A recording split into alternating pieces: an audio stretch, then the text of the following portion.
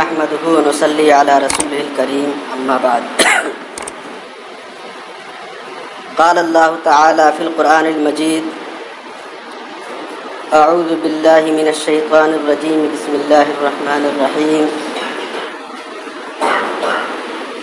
يا أيها الذين آمنوا قوا أنفسكم وأهليكم نارا وقودها الناس والحجارة عليها ملائكة غلاظ شداد لا يعصون الله ما أمرهم ويفعلون ما يؤمرون صدق اللہ العظیم۔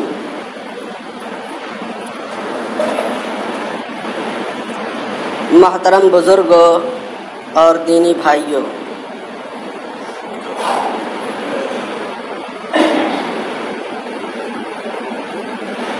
اللہ تعالیٰ نے ہمیں بے شمار نعمتوں سے نوازا ہے۔ ہم ان نعمتوں کی گنتی نہیں کر سکتے۔ ان تمام نعمتوں میں سب سے بڑی نعمت اللہ تعالیٰ نے سب سے بڑی نعمت ہمیں اور آپ کو ایمان کی نعمت دی ہے۔ ایمان سے بڑھ کر کوئی نعمت نہیں ہے۔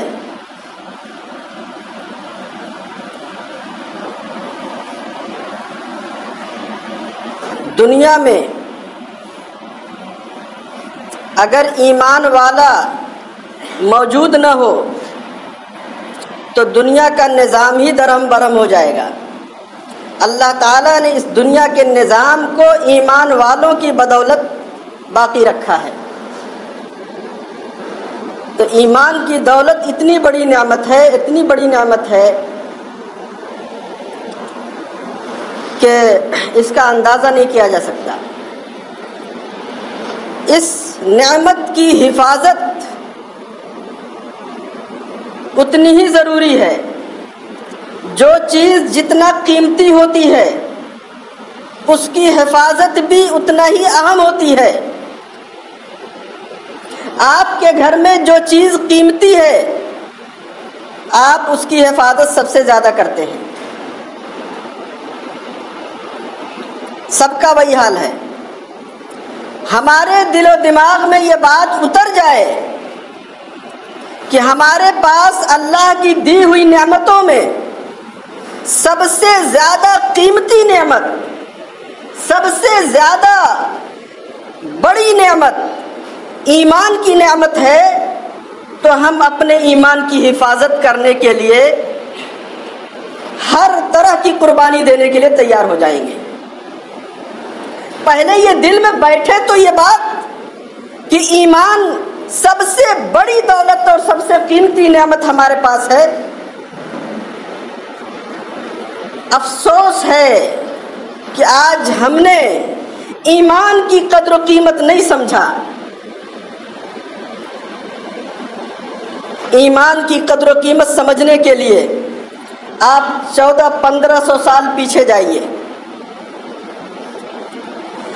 جب رسول اکرم صلی اللہ علیہ وسلم نے ایمان پر محنت کی، صحابہ کرام ایمان میں داخل ہوئے۔ صحابہ کرام ایمان لانے سے پہلے دور جاہلیت میں کیسے کیسے کام کرتے تھے، مردار کھاتے تھے، شراب پیتے تھے، اپنی بچیوں کو زندہ درگور کر دیتے تھے۔ مگر وہی صحابہ جب ایمان لے آئے تو ان کی زندگیاں بدل گئی، ان کی تہذیب بدل گئی، اور ایمان ان کے دلوں پر اتنا مضبوط بیٹھا کہ کوئی بھی طاقت ان کے ایمان کو ہلا نہیں سکتی تھی۔ ان کو اپنی جان کی کوئی پرواہ نہیں، ایمان بچا رہنا چاہیے۔ چنانچہ آپ نے واقعہ پڑھا ہوگا حضرت بلال حبشی رضی اللہ تعالیٰ عنہ کا۔ وہ ایمان لے آئے مکے کے اندر۔ وہ غلام تھے ایک کافر کے۔ ان کے ایمان لانے کا علم جب ہوا، کافروں کو پتہ چل گیا तो उनको ईमान से हटाने के लिए इतनी कोशिश होती थी कि दोपहर की तपती हुई रेत में हजरत बिलाल रज़ी अल्लाह अन्हु को धूप में ले जाकर नंगे बदन रेत पर लिटा दिया जाता था और ऊपर से भारी पत्थर रख दिया जाता था और उनसे ये कहा जाता कि अगर अपनी जान बचाना चाहते हो तो ईमान से फिर जाओ, और अगर ईमान से नहीं फिरते तो इसी हालत में तुमको रखा जाएगा। रात के वक्त में उनको जंजीरों में बांधकर पिटाई होती थी। कुफार और मुशरिकीन मारते मारते थक जाते थे और वो अपने ईमान ही की गुन गाते और फरमाते, जुबान से ये लफ्ज जारी होता, अहद अहद, कि अल्लाह एक है, अल्लाह एक है। यानी ऐसे वक्त में जब आदमी बिल्कुल बेकरार हो जाता है, तड़प जाता है, उसको हर तरफ अंधेरा नजर आता है, ऐसे वक्त में न जाने क्या क्या उसकी जुबान से निकल जाए, मगर हजरत बिलाल रज़ियल्लाहु अन्हु के ईमान को देखिए, इतना मजबूत ईमान है कि जान जाने का खतरा है मगर ईमान हाथ से नहीं छोड़ रहे। तमाम सहाबा का यही हाल था, बड़ी बड़ी तकलीफें उठाई हैं, बड़ी बड़ी मुसीबतें झेली हैं, मगर ईमान को हाथ से नहीं छोड़ा। और रसूल अकरम सल्लल्लाहु अलैहि वसल्लम से बहुत पहले आप जाइए, हजरत मूसा अलैहिस्सलाम का जमाना, और फिरौन जो दुश्मन था उसकी बीवी आसिया वो भी ईमान ले आई थी। जब फिरौन को पता चला तो अपनी बीवी को उसने क्या नहीं किया, कितनी बड़ी बड़ी सजाएं दी, उसके हाथों और पैरों में कीलें ठोक दी ताकि ये ईमान से फिर जाए। किसी हाल में वो हजरत आसिया ईमान से नहीं फिरी। आज अफसोस होता है आज के हालात पे, हमारा ईमान कितना खोखला हो गया कि हमें मामूली लालच दी जाती है तो हम ईमान से फिर जाते हैं। वो सहाबे किराम जिनको ईमान लाने पर जान का खतरा था, नमाज पढ़ने पर खतरा था, दाढ़ी रखने पर खतरा था, तमाम खतरात मंडलाते थे, मगर इसके बावजूद अपनी जान को कुर्बान करना गवारा कर लेते, ईमान को हाथ से नहीं छोड़ते थे। आज हमारा यह हाल है कि हम मुसलमान उन सहाबे किराम से मोहब्बत रखने वाले, जनाब रसूलुल्लाह सल्लल्लाहु अलैहि वसल्लम की उम्मत होने के दावेदार, हम आपसे सवाल करते हैं, हमें किसने रोका है दाढ़ी रखने से? वो 1.25 लाख सहाबे किराम, एक आदमी भी बता दो जिसने अपने दाढ़ी को मुड़ाया हो? कहीं भी पूरी हदीस का पूरा जखीरा उठा के देख लीजिए, कहीं भी किसी सहाबी ने दाढ़ी मुड़ाया हो? उन हजरात को दाढ़ी रखने पर, नमाज पढ़ने पर, ईमान लाने पर जान का खतरा था, मगर उन हजरात ने सब कुछ बर्दाश्त किया। आज हमें कोई खतरा नहीं है, कोई खतरा नहीं है। किसने रोका है दाढ़ी रखने से? किसने रोका है नमाज पढ़ने से? आप बताएं किसने रोका है? मगर अफसोस होता है हमारा ईमान इतना खोखला हो गया, इतना खोखला हो गया कि अजान की आवाज कानों में पड़ती है, पड़ती रहे, हमारी दुकान चलती रहेगी, हम जो है अपना गेम खेलते रहेंगे और अपने मस्तियों में लगे रहेंगे। नमाज चंद लोग आते हैं, पढ़ के चले जाते हैं, ऐसा लगता है कि ये मस्जिद उन्हीं चंद लोगों के लिए बनाई गई है। अरे ये मस्जिद मुसलमानों के लिए है। जितने मुसलमान इस आबादी में हैं, हर एक की जिम्मेदारी है वो अपनी नमाज पढ़े, मस्जिद में आकर वो नमाज अदा करें। किसी ने नहीं रोका नमाज पढ़ने से। आखिर क्या बात है? ये ईमान की कमजोरी है। हमारा ईमान बिल्कुल खोखला हो गया। हमारे ईमान में इतनी ताकत नहीं है कि वो हमें झूठ बोलने से रोके। हमारे ईमान में इतनी ताकत नहीं है کہ وہ جو ہے سود خوری سے روکے، جھوٹ بولنے سے روکے، نہ جانے کتنی کتنی واہیاں تباہیاں ہمارے اندر آ گئی ہیں، کتنے خرافات آ گئے ہیں، اللہ کی پناہ۔ اور ایک انتہائی افسوس کی بات، اس وقت پورے پلان کے ساتھ مسلمانوں کے ایمان پر حملہ کیا جا رہا ہے، مسلمانوں کو مرتد کرنے کی کوشش کی جا رہی ہے، ان کو ان کے ایمان سے ہٹانے کی کوشش کی جا رہی ہے۔ نوجوانوں کو تیار کیا جاتا ہے کہ وہ مسلم لڑکیوں سے شادی کریں، انہیں بڑے بڑے انعامات دیے جا رہے ہیں۔ آج یہ حالات ہیں، آج ان لوگوں نے سمجھ لیا ہے کہ یہ مسلمان اپنے ایمان سے اتنا کھوکھلا ہو چکا ہے کہ انہیں کیسی بھی لالچ دی جائے گی تو یہ پھر جائے گا۔ یہ ایمان سے ہم کھوکھلے کیوں ہو گئے؟ ہماری مسلم بچیاں ارتداد کی طرف جا رہی ہیں، غیروں کے ہاتھوں میں جا رہی ہیں۔ روزانہ پورے ہندوستان کے اندر 15 سے 20 کیس جو ہے عدالتوں میں درج ہوتے ہیں، اور اتنی بچیاں روزانہ جو ہے غیروں کے ہاتھوں میں کورٹ میرج کرا رہی ہیں۔ آپ پتہ لگائیں، یہ رپورٹ ہے۔ آخر کیا ہو گیا ہم مسلمانوں کو؟